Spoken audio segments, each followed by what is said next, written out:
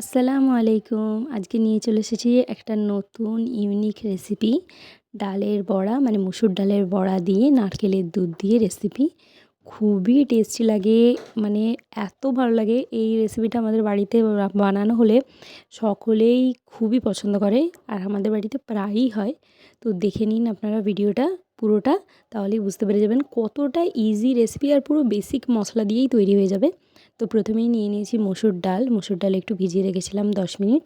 দেখুন এইরকম ভিজিয়ে রেখেছিলাম। তারপরে এবার মিক্সির জারে নিয়ে নিচ্ছি, নিয়ে এটাকে অল্প একটু পানি দিয়ে এরকম পেস্ট বানিয়ে নেব।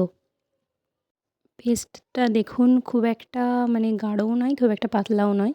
এবার দিয়ে দিচ্ছি মশলা, লঙ্কা গুঁড়ো, ধনে গুঁড়ো, জিরে গুঁড়ো, হলুদ গুঁড়ো আর নুন। তারপর দিয়ে দিচ্ছি একটুখানি পেঁয়াজ বাটা আর আদা রসুন বাটা দিয়ে ওটাকে মিক্স করে নেব, ভালো মতো মিক্স করে নিতে হবে। তারপর কড়াই গরম করে তাতে অল্প একটু তেল দিয়ে, মানে আমরা সেই শ্যালো ফ্রাই করার মতো আর কি করব।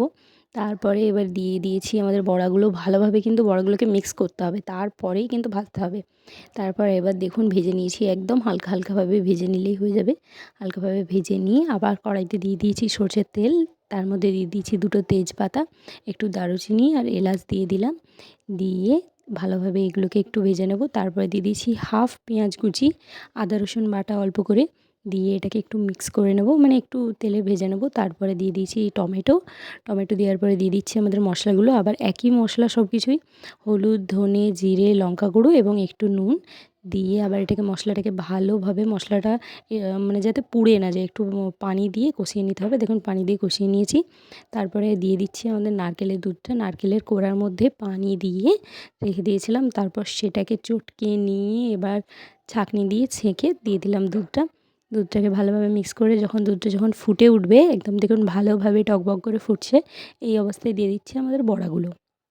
আমাদের ভেজে রাখা সম্পূর্ণ বড়া যতগুলো ছিল সব দিয়ে দিয়েছি, দিয়ে একবার ভালোভাবে নেড়ে চেড়ে মিক্স করে দিলাম।